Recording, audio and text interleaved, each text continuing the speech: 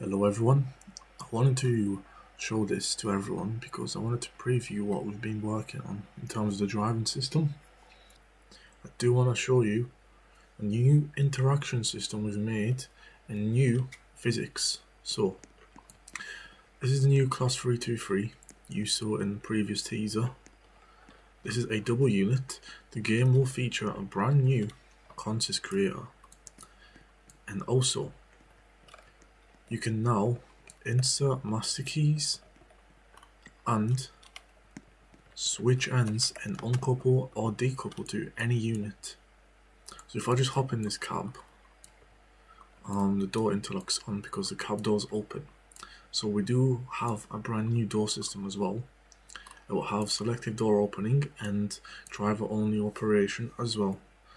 I will see if I can implement guarding functionality before update 2, because the way I made this system, it's really easy to add, I think. But anyways, so for multiple units, in terms of the coupling system, you can only uncouple or couple through the cab, but for trains like the Class 60, you'll have to uncouple or couple on foot.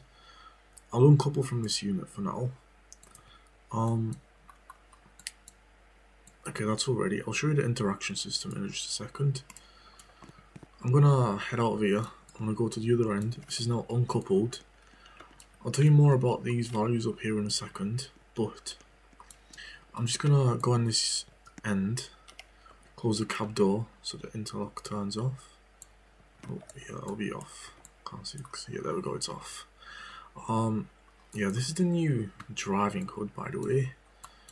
We do have two new gauges alongside the speedometer. I'll get to them in a second. I just want to show you the new interaction system. So if I just hide this, this is a new dynamic first-person camera that I've made. So the startup procedure, it's just pretty usual how you start up a train. Master key on, reverser, or set it to neutral, because the reverser needs to be neutral for us to raise our pantograph. So if I just raise that, okay, the pantograph is up now. We can now set our reverser to either reverse or forward.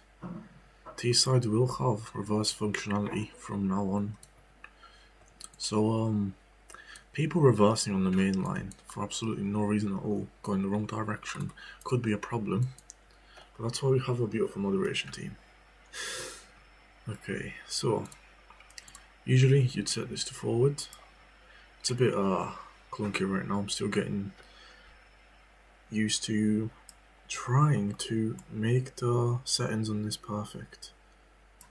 It requires a lot of trial and error, but anyways, you can either press W or S, or you can do it manually here to increase the throttle or brake. I'm just going to give it full beans for now,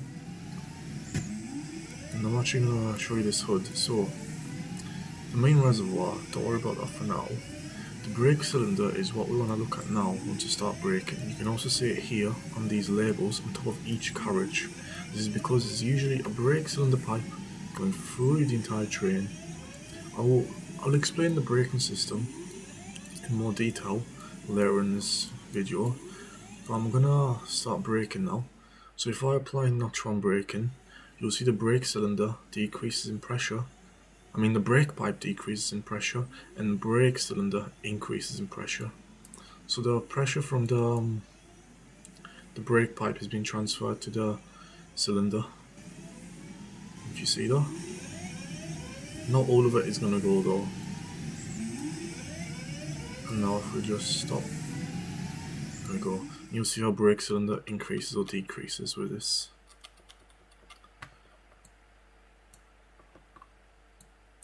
So in regard to the braking system in T-side and how it's going to work from now on, let's just start with the basics. I won't go too much in depth with this. I'll just explain how it works and how it simulates automatic air, which is what the system is called.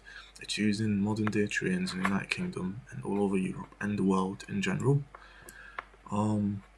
Straight air is an older type of braking, but it's less safe than automatic air, because with automatic air you can have fail safes. For example, if one of the wagons gets disconnected from the train, the emergency brakes will apply. The emergency brakes will apply. I'll explain why in a second.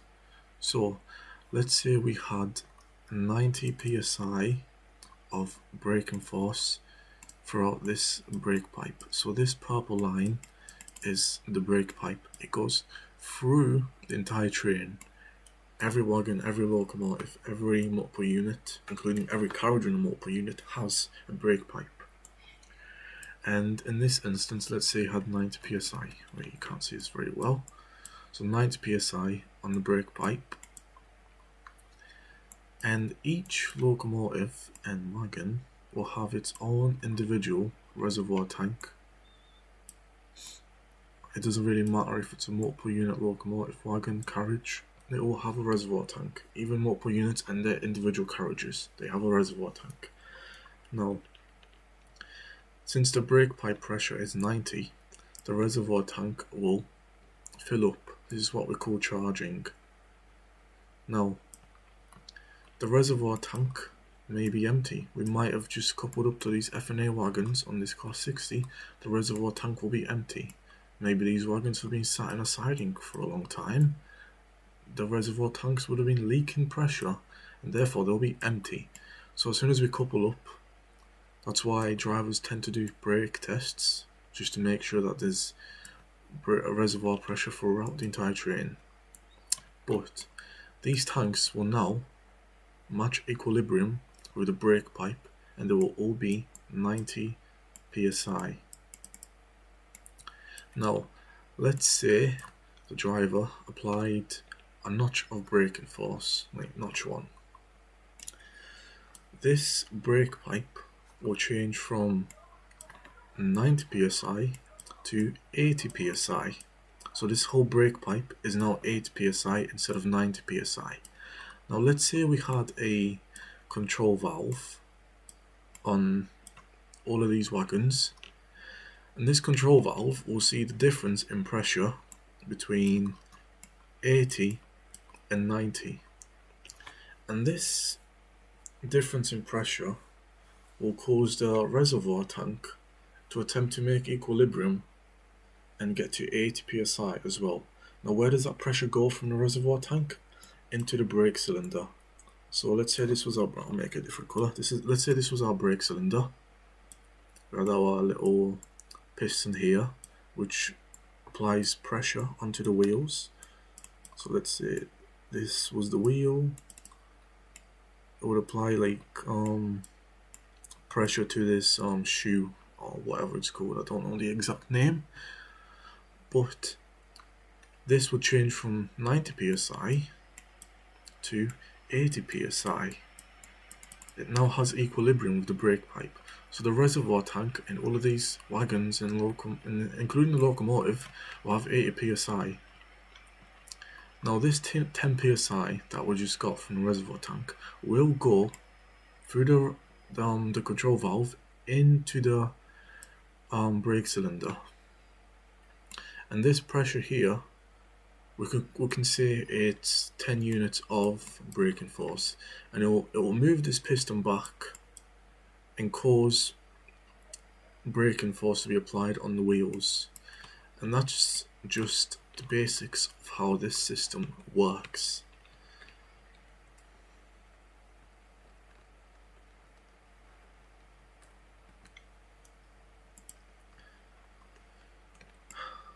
Now, one more thing. Earlier I explained how if one of the connections are lost in these carriages, the emergency brakes will be applied. Now emergency brakes, whether it's connection lost between a wagon or the driver applying them, it doesn't matter, it's the same. When the emergency brake is applied, the pressure in the brake pipe drops to 0. And as I explained earlier, the control valve will see the difference in pressure, and since we're on 0 in the brake pipe, the reservoir pressure will go to 0 as well. So if I just draw this, 0 psi. So we now have 0 psi both in the brake pipe and the reservoir. Now all this pressure got dumped into the brake cylinders, causing the emergency brakes to apply. You can uncouple or couple any wagon, any locomotive. You have more freedom basically with this new system.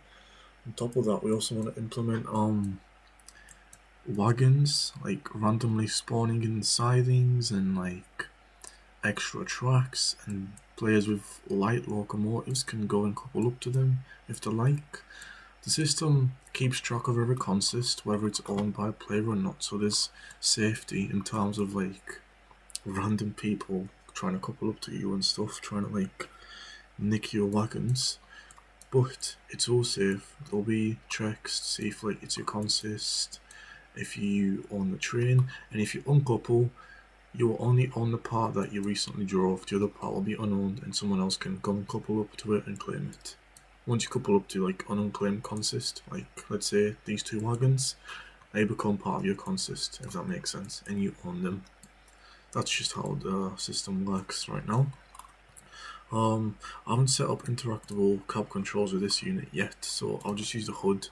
I wanted to go through the new physics that come with the new driving system. So first of all, this train is quite long, which means it's quite heavy. And of course, that means it's going to be harder to drive. I'm going to put this here. This is the traction factor. So the lower this is, the less traction you have. The higher it is, the more traction you have. I'm going to try to implement this with a new weather system. Probably not in update 2. Possibly, I don't know. But later on, it's going to be really, really helpful. For now, I'm just going to say 0.6. Actually, 0.5. It's been raining. The rails are wet. There's leaves on the rails. Now, if we try to increase power, we are wheel slipping. We're not getting as much traction as we need to. And if you look at this value here, wheel slip is true. If we slightly decrease the throttle, it goes back to full and we get a little bit more traction. Not as much as we want though. It's a bit more difficult with a heavier train. We also have a resistance property. Resistance is just general resistance coming from aerodynamic resistance, so trains that are more box shaped will have more resistance, while more streamlined units will have less aerodynamic resistance, and it just simulates general like mechanical like friction and stuff, but it's not very noticeable. It's really unnoticeable, so it doesn't make much of a difference, but it's a nice detail. Another thing I want to show is how the braking system moves throughout the train. So earlier I spoke about the brake pipe.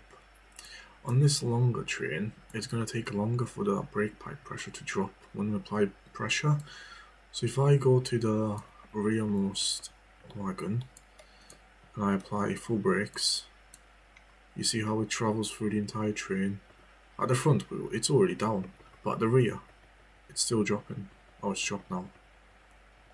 For some wagons, it will drop faster than others. For more modern wagons, it will drop faster. For older wagons, like the Mark III's, it will drop slightly less in terms of speed. It's just a little realism detail.